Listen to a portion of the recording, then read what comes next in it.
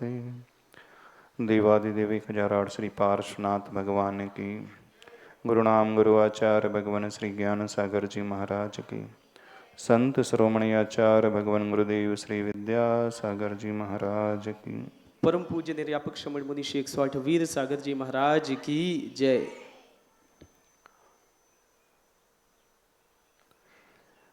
दस धर्म की बात है। पर्युषण पर्व में व्यक्ति इन धर्मों को मनाता है। अंतर इतना ही है कि आप ये धर्म सिर्फ इन 10 दिनों तक ही याद करते हो। 11वें दिन क्षमावाणी होते ही आप धर्म से भी क्षमा मांग लेते हो, है ना। क्षमा से शुरू करके क्षमावाणी में इति हो जाती है। जब व्यक्ति समय से बंध जाता है, धर्म उसके अंदर में उतर करके नहीं आता है। समय से बंधने का अर्थ है मैं इतने टाइम तक ही इसे फॉलो करूंगा, उसके बाद नहीं करूंगा। धर्म हमारा स्वभाव है, वस्तु का स्वरूप है, व्यक्ति का नेचर है, जीव का लक्षण है। आप जीव हैं, हम सभी जीव हैं। हमारा जो लक्षण है उस लक्षण में स्थित कर लेना अपने आप को, वही धर्म है। हमारा लक्षण है जानना देखना। जब तक हम जानते देखते रहते हैं तो हम धर्म करते रहते हैं। जानने देखने से थोड़ा सा डेविएट हो जाते हैं, राग द्वेष होने लगता है तो वही अधर्म होने लगता है। थोड़ा और डेविएट हो जाते हैं, क्रोध बढ़ने लगता है, अधर्म और बढ़ने लगता है। अभिमान बढ़ने लगता है, अधर्म की मात्रा और बढ़ती चले जा रही है। वो मायाचारी, वो लोभ और अधिक फैलते चला जा रहा है। बस यही फैलन, यही फैलाव अधर्म की ओर हमें लेकर के जाता है। हमें संकुचित होना है। जो हमने फैला दिया है पुनः अपने भीतर लौटा करके लाना है। अपने भीतर आते ही हम कंडेंस्ड हो जाएंगे, सघन हो जाएंगे। बस जहां सघनता आ जाती है वहीं वह धर्म उद्भूत हो जाता है। एटम बम होता है, अणु बम होता है, साइज में बहुत छोटा है, बड़ा सूक्ष्म है, लेकिन एनर्जी अपार है इसकी। छोटा होते हुए भी उसकी एनर्जी जो निकलती है अन्य बमों से ज्यादा निकलती है। अन्य बम जो होते बड़े बड़े होते हैं पर इतने पावरफुल नहीं होते हैं, इतनी जोर से स्ट्राइक नहीं करते हैं।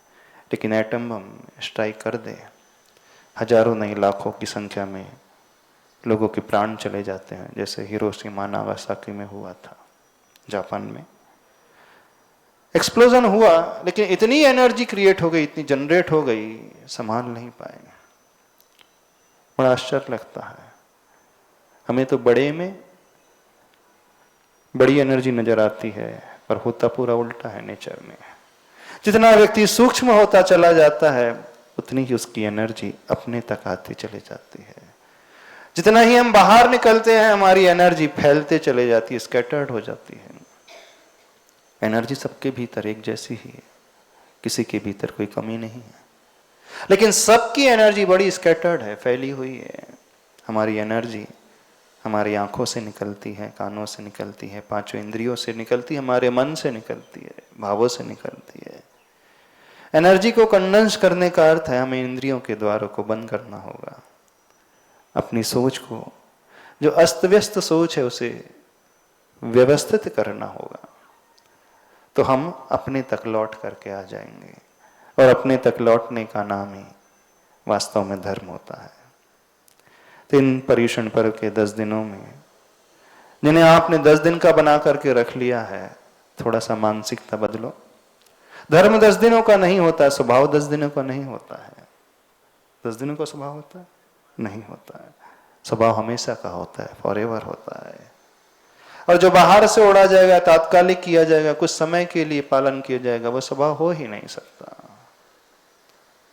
वो बिल्कुल वैसा ही है जैसे कोई व्यक्ति एक नाटक में रोल अदा कर रहा है कुछ घंटे के लिए, वो राजा बन जाता है, वो भिखारी बन जाता है, वो सेठ बन जाता है, वो सुंदर बन जाता है, वो कुरूप बन जाता है, पर उतने ही देर के लिए जितनी देर प्ले चलता है।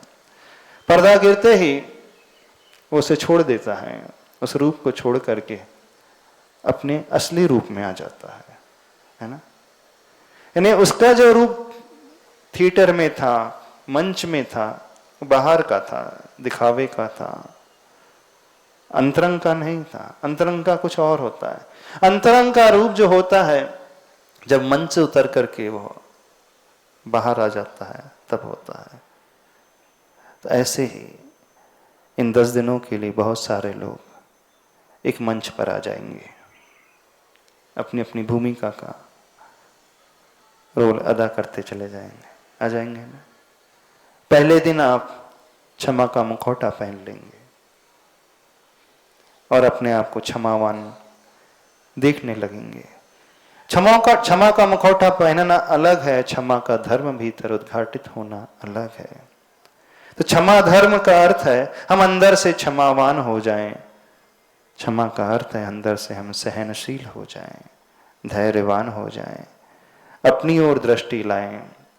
बाहर हमें कुछ नजर ही ना आए, बाहर जो भी निमित्त तो घटित हो रहा है, दिख रहा है, उसे हम तात्कालिक माने, उसे हम प्लेटफॉर्म की जगह, उस नाटक के मंच की जगह देखें बस। जैसे ही हम दुनिया को एक नाटक का मंच देखने लगेंगे, हमारा क्रोध अपने आप शांत हो जाएगा, क्योंकि हमें असलियत पता है कि नाटक का किरदार अदा किया जा रहा है, मूल रूप में ये ऐसा नहीं है, बस उसी का नाम क्षमा है। होता यह है कि उस नाटक के किरदार को हम हमेशा का मान लेते हैं और अपने जेहन में गहरा बैठा लेते हैं। उसके क्रोध को, उसकी गलती को हम अपने दिल में गहरा बैठा लेते हैं और परमानेंट मान लेते हैं। यही हमारी सबसे बड़ी गलती हो जाती है।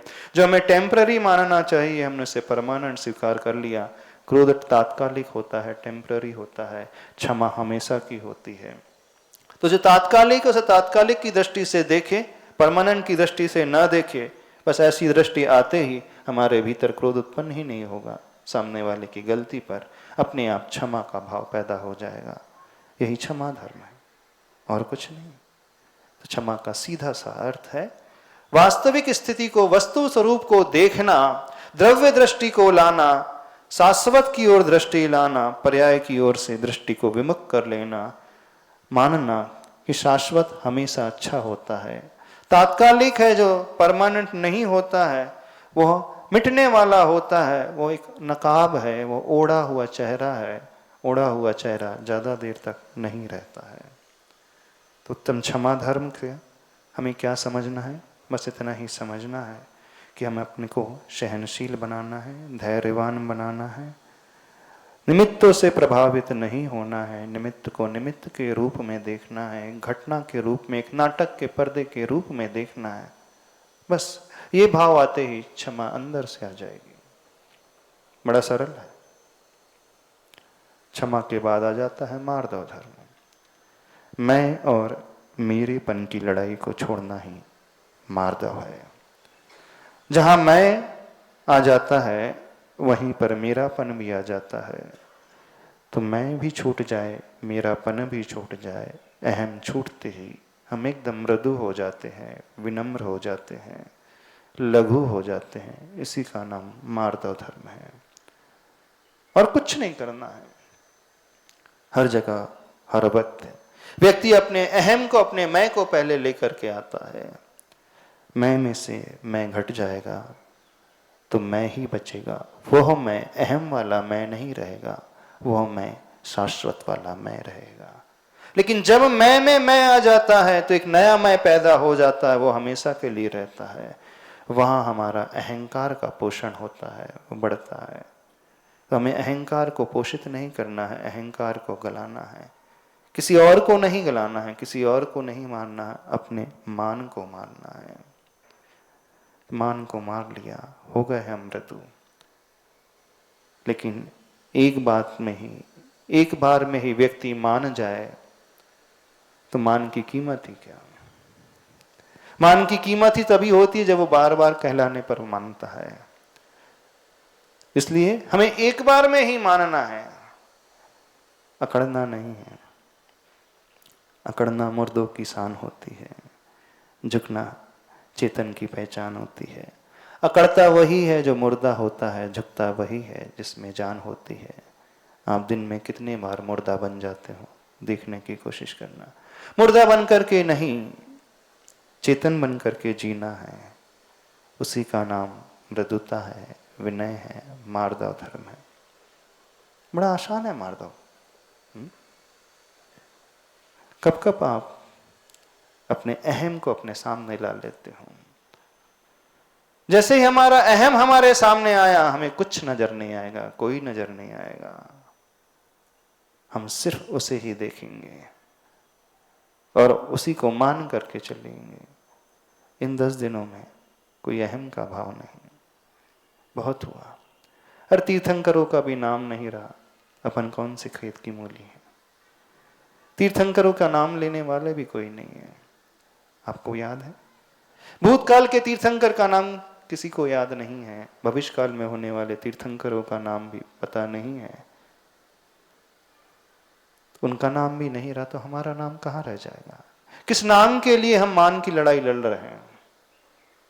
इसे छोड़ दो। तो नाम की इच्छा छोड़ना ही मान से ऊपर उठना होता है। वही मार्दव धर्म कहलाता है।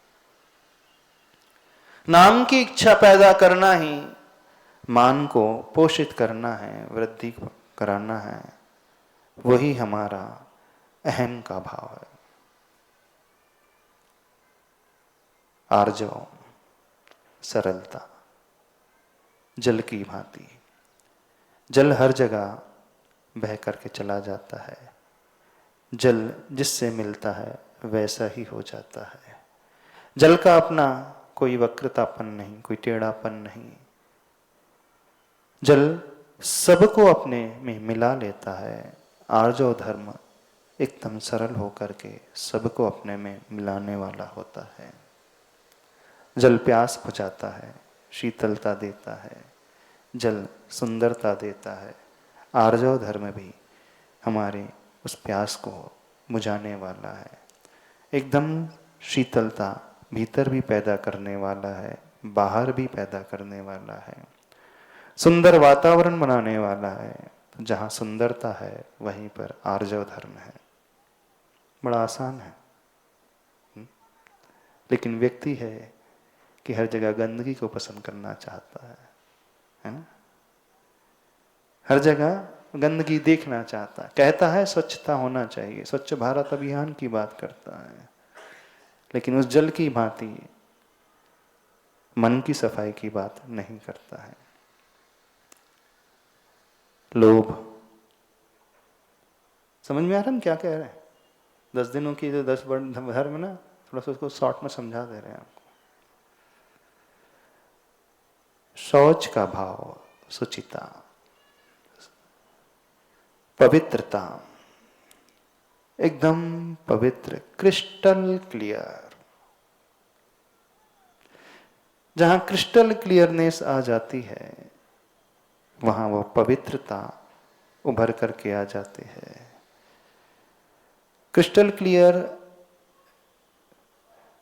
जो ग्लास होता है उसके आर पार देखा जा सकता है। आर पार बिल्कुल एक जैसा ही दिखता है, कोई बैरियर नहीं, कुछ समझ में नहीं आता है। तो जहां शौच धर्म होता है, शौच धर्म को पालन करने वाले का हृदय उस ग्लास की भांति हो जाता है। कोई इसमें छिपाव नहीं, कोई गलत भाव नहीं। हमारा मन एकदम पवित्र हो जाए। लोभ के कारण ही व्यक्ति जोड़ता है, लोभ के कारण ही व्यक्ति मन में गांठें बांधता है, लोभ के कारण ही व्यक्ति तोड़ता है, लोभ के कारण ही द्वेष करता है, लोभ के कारण ही वैर करता है। जहां लोभ छूटता चला जाएगा वहां वैर भी छूट जाएगा, द्वेष भी छूट जाएगा, जोड़ना तोड़ना इकट्ठा करना छूट जाएगा, और जो हमने भर करके रखा है वह निकल जाएगा, पवित्रता अपने आप प्रकट हो जाएगी। शौच धर्म बड़ा आसान है। जितनी चिंता हम अपने शरीर की सफाई की करते हैं उतनी ही चिंता मन के सफाई की करना है। बस ये भाव आते ही हृदय में शौच प्रकट हो जाएगा। मन में कुछ भी गहरा बैठ जाता है, स्ट्रेस लेवल बढ़ जाता है, व्यक्ति बड़ा टेंस रहने लगता है। स्ट्रेस लेवल बढ़ा करके हम दूसरों को दुख नहीं देते, अपने आप को ही दुखी करते हैं। तनाव से हम स्वयं परेशान रहते हैं। पवित्रता का अर्थ है मन की उस ग्रंथि को खोलना, मन के उस तनाव के भाव को छोड़ना, जो जोड़ करके पकड़ करके रखा उसे बहने देना। जमा हुआ जल ही दूषित होता है। बस जो कुछ भी हमने जमा करके रखा है उसे बहने देना, वही शौच धर्म है, वही पवित्रता है। न जाने कितने के साथ आपने गांठ बांध करके रखी है, रखी कि नहीं?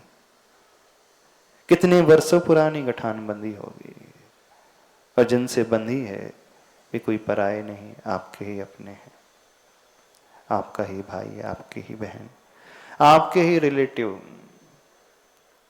आपके ही बिजनेस पार्टनर, आपके ही कस्टमर। जिनसे परिचित होता है व्यक्ति उन्हीं से वैर भाव रखता है, उन्हीं के प्रति कुटिलता का भाव रखता है, उन्हीं के प्रति गठान बना लेता है, उन्हीं को देख करके वो अहम को प्रदर्शित करता है। जो अनजाना है उसके प्रति कोई भाव नहीं आता है? बिल्कुल नहीं आता। जिससे परिचय है उसी के प्रति सारे कषाय के भाव जागृत होते हैं, चाहे वो क्रोध हो, चाहे वो अभिमान हो, चाहे वो मायाचारी का भाव हो। इसका सीधा सा अर्थ है व्यक्ति अपने वालों को अपना नहीं मानता है। जो अपने वालों को अपना मान लेगा उसके प्रति कोई गठान नहीं रहेगी, बिल्कुल नहीं रहेगी। बाहर से आप अपना कहते हो, भीतर से नहीं अपनाते हो। यदि लोभ करना ही है तो लोभ उसका करो जो मिल जाए, कभी छूटे ना। लोभ बुरा भी है, लोभ अच्छा भी है। ध्यान से सुनना। जड़ वस्तु का लोभ, तात्कालिक का लोभ, अनित्य का लोभ बड़ा खतरनाक होता है। उत्तम शौच धर्म का अर्थ इतना ही है, जम करके जी भर करके लोभ करो, शाश्वत का लोभ करो। उसका लोभ करो जो प्राप्त होने के पश्चात कभी छूटे ना। यही शौच धर्म है। इसकी प्राप्ति मन की पवित्रता से होती है और किसी से नहीं होती। लोभ बुरा भी है, अच्छा भी है। अच्छा लोभ करो ना, क्यों बुरा लोभ कर रहे हो? चाहना है तो जी भर करके चाहो, जम करके चाहो, लेकिन उसे चाहो जो कभी हमसे जुदा ना हो। यदि ऐसा व्यक्ति मिल जाए कभी छोड़ना नहीं उसे, अब हमेशा के लिए, भव भव के लिए वो साथ रहे तो उसे चाहना। लेकिन जो छोड़ करके चले जाए उसे बिल्कुल नहीं चाहना, वो विश्वस्त नहीं होता है ना। हम बुरा नहीं मानते चाहने को, चाह अच्छी भी होती होना भी चाहिए, लेकिन शाश्वत की चाह पैदा करने का नाम ही शौच धर्म है। क्योंकि शाश्वत जो होता है वो अपवित्र नहीं होता, वो पवित्र होता है, मटमैला नहीं होता, वो क्रिस्टल क्लियर होता है। आप लोग बड़े कंजूस हो, छोटा छोटा चाहते हो, ज्यादा की चाह ही नहीं है आपकी, बहुत कम चाहते हो, बड़े नैरो माइंडेड हो। लोभी व्यक्ति नैरो माइंडेड होता है, निर्लोभी व्यक्ति ब्रॉड माइंडेड होता है। शौच धर्म का अर्थ है ब्रॉड माइंडनेस अपने भीतर पैदा करना। शौच धर्म का अर्थ है अनंत की चाह को पैदा करना। शौच धर्म का अर्थ है शाश्वत की चाह को पैदा करना। शौच धर्म का अर्थ है आत्मा की पवित्रता को पैदा करना।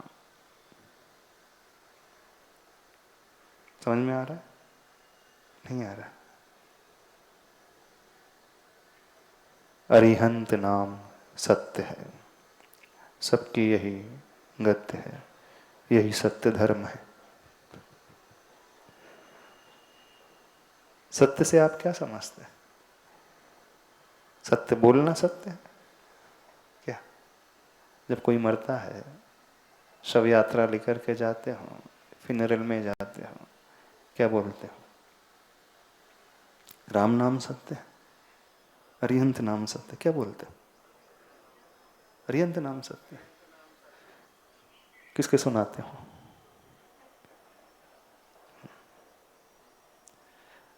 सत्य धर्म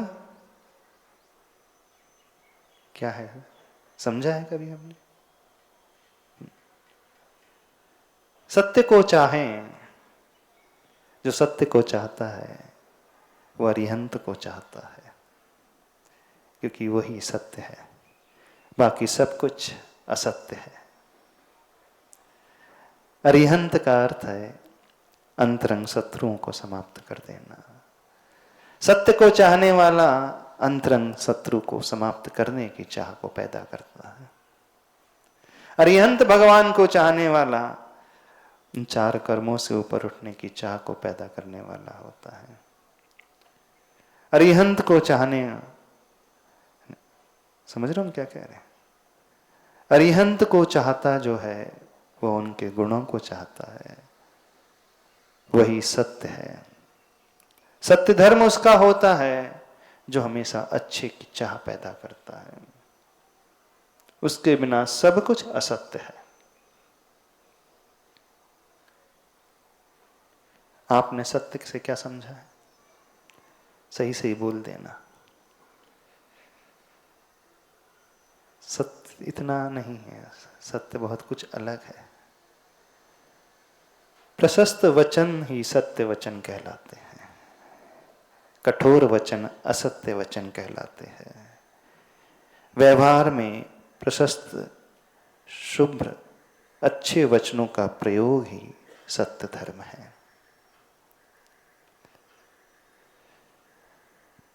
प्रशस्त वचन वे कहलाते हैं जो किसी को हर्ट ना करे, डिमोटिवेट ना करे, निंदा ना करे, बुराई ना करे, चुगली ना करे, कलह पैदा ना करे। जब ऐसे वचन हम बोलते हैं वही सत्य धर्म है। जब जब हमारे मुख से निंदापरक वचन निकलते हैं, कठोर वचन निकलते हैं, वैर पैदा करने वाले वचन निकलते हैं, डिमोटिवेट करने वाले वचन निकलते हैं, उसका नाम परम असत्य है। उस असत्य को छोड़ करके सत्य को अपनाना है। सत्य को समझने की दृष्टि दो है। व्यवहारिक सत्य अलग है, पारमार्थिक सत्य अलग है। पारमार्थिक सत्य का अर्थ है अरिहंत को चाहना, व्यवहारिक सत्य का अर्थ है बोलचाल को सुधार लेना। नॉन वायलेंट कम्युनिकेशन ही सत्य धर्म है। इन्हें नट से यदि समझना चाहें, अहिंसक शब्दों का प्रयोग ही सत्य धर्म है। वायलेंट कम्युनिकेशन परम असत्य है। अभी तक क्या समझा सत्य से? जैसा है ऐसे बोल देना, जो जैसा है। नहीं, सत्य इतना संकीर्ण नहीं होता है, सत्य इतना सूक्ष्म छोटा नहीं होता है।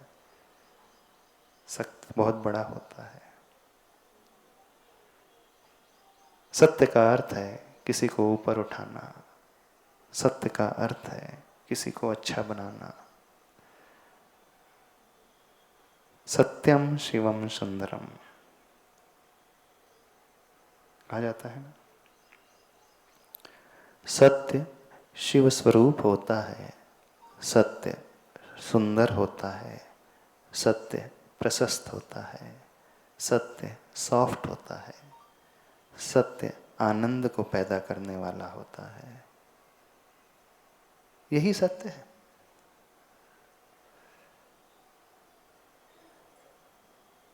सत्य कुछ शास्त्रों में लिखा हुआ नहीं होता अकेले।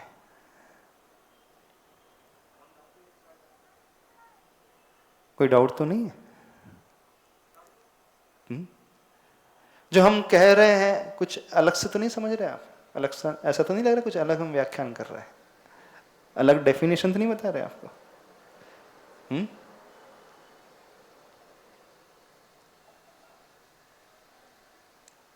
कई लोगों के मन में प्रश्न उठ रहा होगा, महाराज जी अलग तरीके से समझा रहा है। सत्य अपने आप में बड़ा पवित्र होता है, सत्य सुंदर होता है, सत्य शिव स्वरूप होता है, सत्य मंगल स्वरूप होता है, सत्य आनंद लाने वाला होता है, सत्य आनंद बांटने वाला होता है, सत्य आनंदित करने वाला होता है,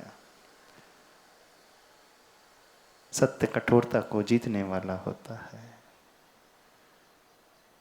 सत्य विनय को प्रदर्शित करने वाला होता है, सत्य कुटिलता से ऊपर उठा हुआ होता है, सत्य जीवन दान देने का नाम होता है। उसके बाद कौन सा धर्म आता है? 5 धर्म हो गए। संयम धर्म, क्षमा मार्दव आर्जव शौच सत्य, संयम धर्म। संयम क्या कहलाता है? हमारी बात समझ में आ रही है क्या कह रहे हैं? हाँ? संयम का अर्थ रोकना नहीं, मारना नहीं, मन को भी नहीं मारना, इंद्रिय को भी नहीं मारना। संयम का अर्थ है एक दिशा देना। 2 तटों के बीच नदी बहती है, संयमित रहती है, सुरक्षित रहती है। संयम हमें जीवन में सुरक्षा प्रदान करता है। संयम उस ब्रेक की भांति होता है जो हमारी यात्रा को मंजिल तक पहुंचाता है। संयम ना हो तो एक्सीडेंट की संभावना रहती है। संयम जीवन को बहुत अच्छा बनाता है।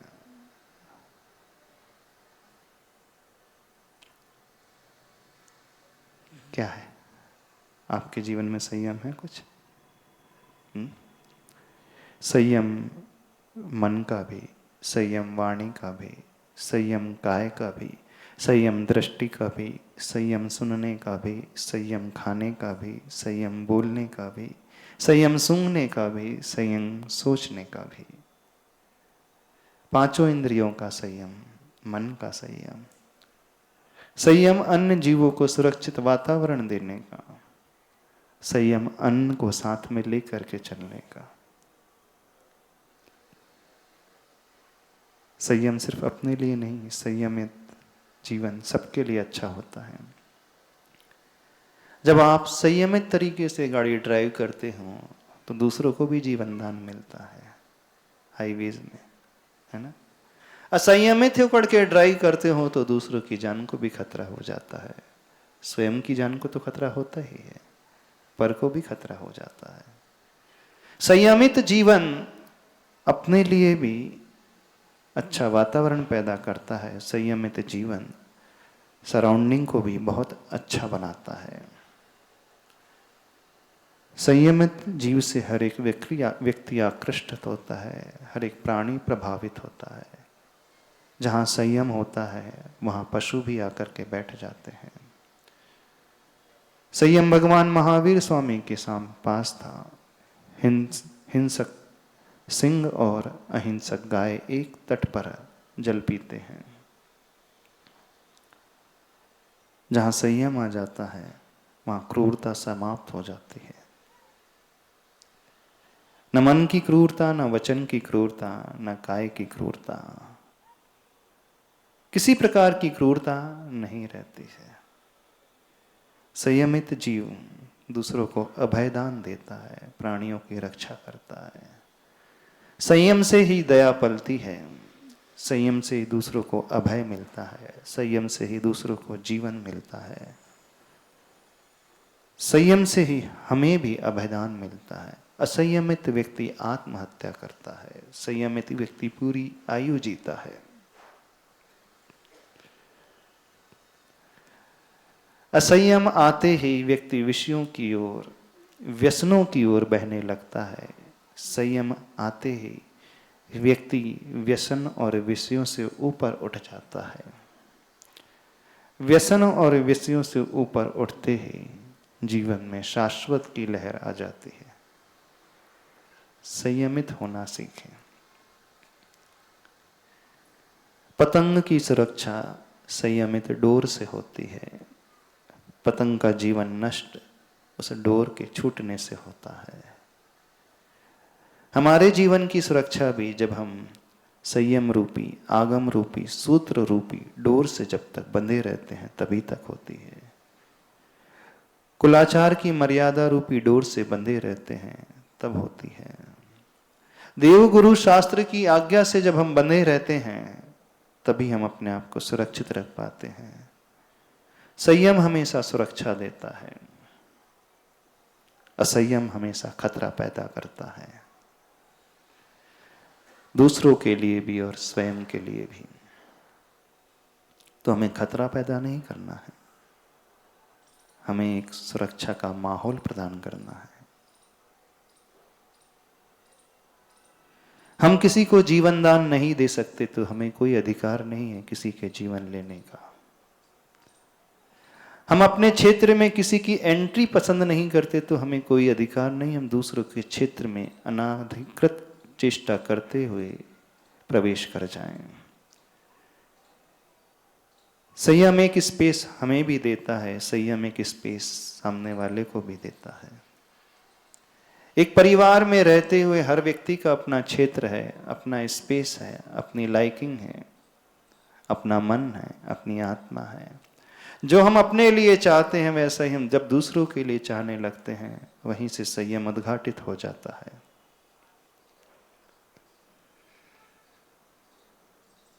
क्या समझ में आ रहा है? आपने संयम से क्या समझा है? रात्रि भोजन का त्याग कर देना, है ना? संयम से क्या समझा है? गुटखे का त्याग कर देना, ये समझा है? नहीं। हर धर्म अपने आप में बड़ा गहरा धर्म है,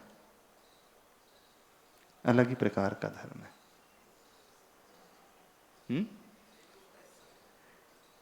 क्या कह रहे हो? कॉर्डलेस लेकर बोल, आवाज नहीं आ रही, माइक से बोल। कौन सा? हाँ, वो भी संयम का बड़ा बहुत, लेकिन छोटा सा भाव, एक ही भाव है, एक हिस्सा है। अभी हमें हर धर्म को बड़े विस्तृत तरीके से समझना है, ऑलराउंड तरीके से समझना है। हमने सिर्फ इतना ही समझ करके रख लिया संयम हो गया, नहीं। सत्य, संयम, तप, इच्छाओं का निरोध करना ही तप होता है।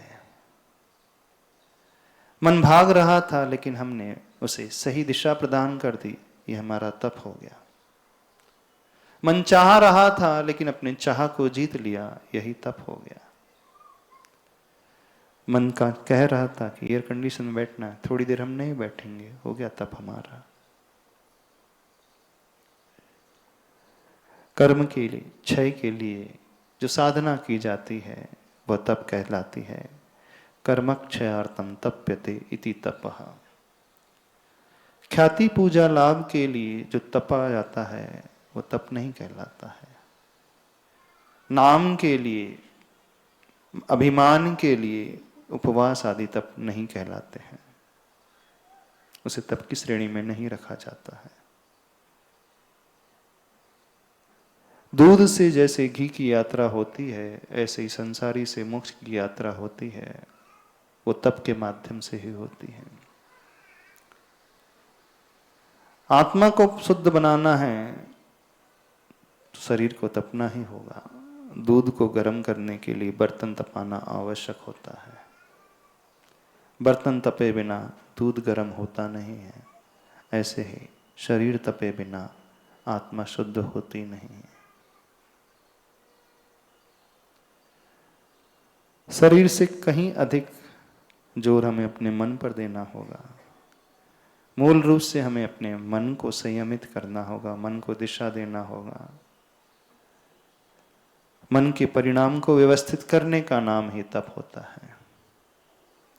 फिर उन तप की अभिव्यक्ति विनय के भाव से, प्रायश्चित के भाव से, वैयावृत्ति के भाव से प्रकट हो जाती है।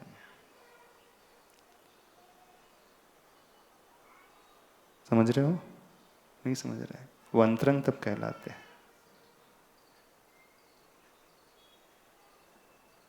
अपनी की हुई गलती का पश्चाताप करना, स्वीकार लेना, यह तप कहलाता है। किसी के चरणों में उसकी सेवा के लिए झुक जाना, जहां से हमारा मान गलता है, यह तप कहलाता है, क्योंकि अपने मन को हमने झुकाया है। विनय तप। किसी को रिस्पेक्ट देना, यह भी एक तप कहलाता है। ममत्व का भाव छोड़ देना, विसर्ग तप। ध्यान, सर्वोत्तम तप। तप का अर्थ मात्र सुखाना नहीं अकेले होता है। तप का अर्थ मन को व्यवस्थित करना होता। उपवास को ही तप समझा है, उनोदर को ही तप समझा सबने। अनशन उनोदर है तप, लेकिन उसके अलावा भी बहुत सारे तप। तप प्रदर्शन के लिए नहीं, तप आत्मदर्शन के लिए होता है, आत्मा तक पहुंचने के लिए होता है। प्रदर्शन के लिए दिखावा है, वो तप की श्रेणी में नहीं आता। उसके बाद आता है त्याग धर्म। जब हमें समझ में आ जाता है कि जो हमने जोड़ करके रखा है उससे हम स्वयं दुखी होते हैं, तो अपने सुख को प्राप्त करने के लिए स्वतः ही हम छोड़ते चले जाते हैं। वही त्याग है। इस भाव से जब त्याग पैदा होता है तो कोई अभिमान हमें छू नहीं सकता, गर्व हमें आ नहीं सकता। पुण्य के उदय से मिला है, पूर्व में हमने कुछ किया था, आज सब कुछ प्राप्त हो गया है। हमारा कर्तव्य बनता है सामाजिक व्यवस्था बनाते हुए हम बांटना सीखें। बांट करके कभी कम नहीं होता है। ज्ञान जितना बांटा जाता है उतना ही बढ़ता है। प्रकाश की लौ जितनी बांटी जाती है उतना ही प्रकाश चारों तरफ बढ़ता है। दीपक अपनी ज्योति से दूसरों को प्रकाशित करता है तो उसका कुछ घटता नहीं है, बल्कि प्रकाश और अधिक फैल जाता है। ऐसे ही त्याग देने से कम नहीं होता है, बल्कि बढ़ता है। हाँ, रखने से अवश्य कम हो जाता है। कहा जाता है कंजूस से बड़ा दानी दुनिया में कोई नहीं होता है, जो सिर्फ मरने के बाद सबके लिए छोड़ करके जाता है।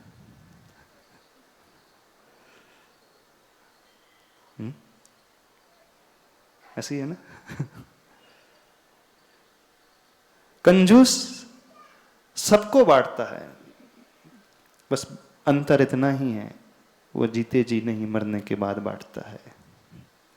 त्यागी व्यक्ति जीते जी बांटता है। जीते जी हम देंगे तो त्याग की श्रेणी में आएगा, मरने के बाद छूटेगा तो वह मूर्छा की श्रेणी में आएगा। स्ववश भी छूटता है, परवश भी छूटता है। स्ववश छोड़ने में आनंद पैदा होता है, परवश छोड़ने में कुछ आनंद नहीं मिलता है, क्लेश पैदा होता है, दुख पैदा होता है। मॉर्निंग में टॉयलेट जाकर के फ्रेश होते हो, अच्छा लगता है, दस्त लगने पर बीमारी पैदा हो जाती है। छूट दोनों ही परिस्थिति में ऐसी होता है, नहीं होता? कैसा होता है?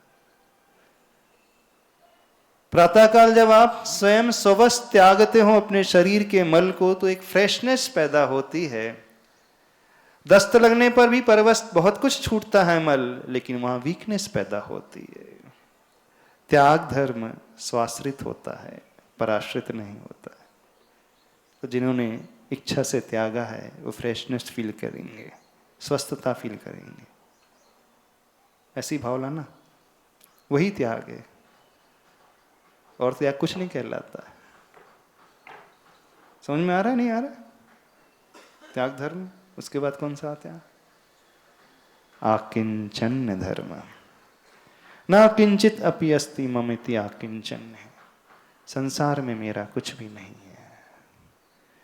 त्यागने के पश्चात यह समझ में आता है कि जो मेरा था ही नहीं, मैंने क्या त्यागा। जब मैं आया था कुछ भी लाया नहीं था, जो मिला यही मिला, जो दिया यही दिया। फिर किसका अभिमान? जब अभिमान का भी त्याग हो जाता है, वहीं आकिंचन प्रकट हो जाता है। त्याग के भाव का त्याग ही आकिंचन कहलाता है। क्या कहा हमने? सारे कषायों का त्याग, अभिमान का त्याग जहां हो जाता है, कुछ भी मेरा नहीं है, ये भाव जब प्रकट हो जाता है, वहीं आकिंचन धर्म प्रकट हो जाता है। आकिंचन धर्म का सीधा सा अर्थ है जब व्यक्ति अपनी आसक्तियों से ऊपर उठ जाता है। इच्छाओं को जो जीत लेता है वही आकिंचन धर्म को पाल पाता है। जहां इच्छा पलती हैं वहां आकिंचन पल ही नहीं सकता। आकिंचन धर्म का अर्थ है अनासक्त हो जाना, निरासक्त हो जाना, निस्पृह हो जाना। जो है जैसा है उसमें संतुष्ट रहना, वही आकिंचन है। जिसने आकांक्षा को जीत लिया पूर्ण रूप से, जिसके मन में कोई इच्छा पैदा नहीं हो रही है, कोई आसक्ति पैदा नहीं हो रही है, हर हाल में जो प्रसन्न रहता है, वही व्यक्ति आकिंचन धर्म का पालने वाला होता है।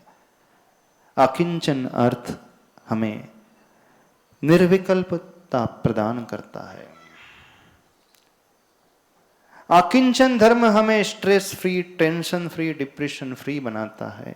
आकिंचन धर्म हमें एंजाइटी फ्री, फियर फ्री बनाता है।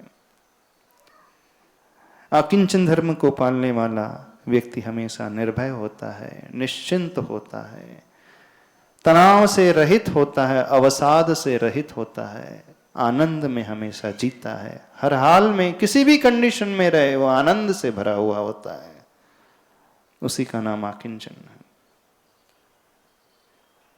There is no way to happiness. Happiness is the way. संसार में कोई रास्ता नहीं हैप्पीनेस पाने का। जिस रास्ते में हम चल रहे हैं बस उसी में हैप्पी रहना ही सो आकिंचन धर्म है। बड़ा आसान है कि कठिन है? क्या है? आज समझ लो पहले धर्म क्या है आकिंचन।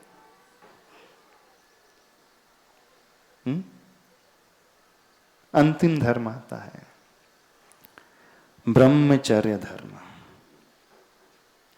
ब्रह्म आत्मा स्वभाव, उसमें चरण करना, रमण करना ही ब्रह्मचर्य कहता है। आत्मा से जैसे ही हम बाहर निकलते हैं वह ब्रह्म माना जाता है। विभाव में आते ही व्यक्ति अब ब्रह्म में आ जाता है। ब्रह्मचर्य का अर्थ है व्यक्ति सिर्फ अपने में रहता है। देहानुराग से ऊपर उठ करके जब आत्मानुराग भीतर पैदा होने लगता है, वहीं ब्रह्मचर्य प्रकट हो जाता है। वासना छूट करके जब वात्सल्य का भाव भीतर पैदा होने लगता है, वहीं ब्रह्मचारी ये जीव बन जाता है। वात्सल्य का भाव प्रकट होते ही स्त्री सुंदरता कुरूपता का भाव छूट जाता है, वहां सिर्फ आत्मा की ओर दृष्टि आ जाती है। उसके उद्धार के लिए वह आगे बढ़ता चला जाता है।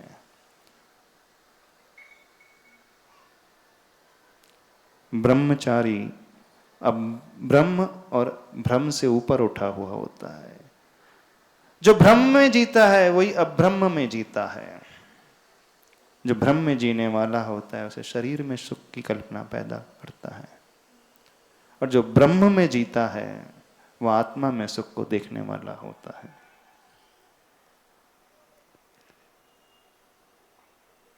ब्रह्मचारी का अर्थ सिर्फ इतना ही नहीं, स्त्री अथवा पुरुष से ऊपर उठ जाना। ब्रह्मचारी का अर्थ है विषयों से ऊपर उठ जाना, विषयों की कोई आकांक्षा ही नहीं होना,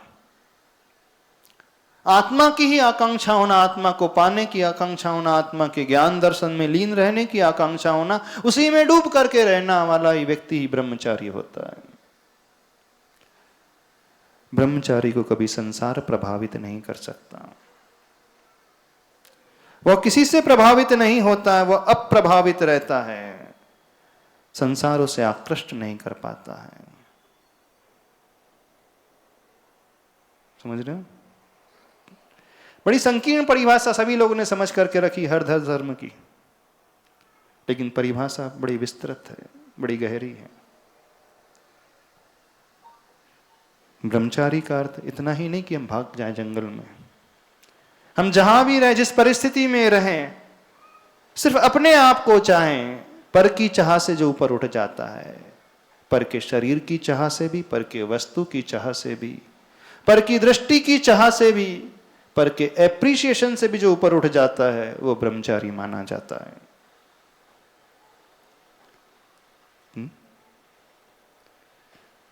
नाम की भी चाह नहीं रहेगी उसे। उसे सिर्फ अपनी आत्मा की चाह। जो अपनी आत्मा को चाहता है वास्तविक रूप से वही परमात्मा को चाहता है। जो शरीर को चाहता है वो परमात्मा को चाहने वाला हो ही नहीं सकता। परमात्मा निराकार है, निरूपी है। यदि हम परमात्मा को चाहते हैं तो अपने उस निराकार निरूपी स्वरूप को ही चाहेंगे। आप चाहते हो परमात्मा को? नहीं, आप शरीर सहित परमात्मा को चाहते हो। सिद्ध भगवान की चाह का अर्थ है ब्रह्मचर्य को पालने की इच्छा पैदा करना, और वो निराकार निरंजन निरूपी रस रूप गंध वर्ण से रहित उस शुद्ध आत्मा की चाह को पैदा करना। ब्रह्मचारी की दृष्टि में कभी शरीर नहीं आते हैं, इंद्रियां नहीं आती हैं, रूप लावण्य नहीं आता है। वो पर्याय दृष्टि से ऊपर उठा हुआ होता है। वो मात्र द्रव्य दृष्टि को रख करके चलने वाला होता है। उसकी दृष्टि में आत्म तत्व के अलावा, शुद्ध तत्व के अलावा कुछ भी नहीं आता। जो पर से प्रभावित हो रहा है अथवा पर को प्रभावित करने की भावना भाता है, वो कभी ब्रह्मचारी हो ही नहीं सकता। न तो वो पर को प्रभावित करेगा, न पर से प्रभावित होगा। वो अपने में रहेगा, आनंद में रहेगा। कुछ पूछना है? परिभाषा जो हम बता रहे हैं 10 धर्मों की, हाँ क्या कहना है? बोलो शीतल जी। कुछ अलग टाइप की परिभाषा तो नहीं बता रहे हम?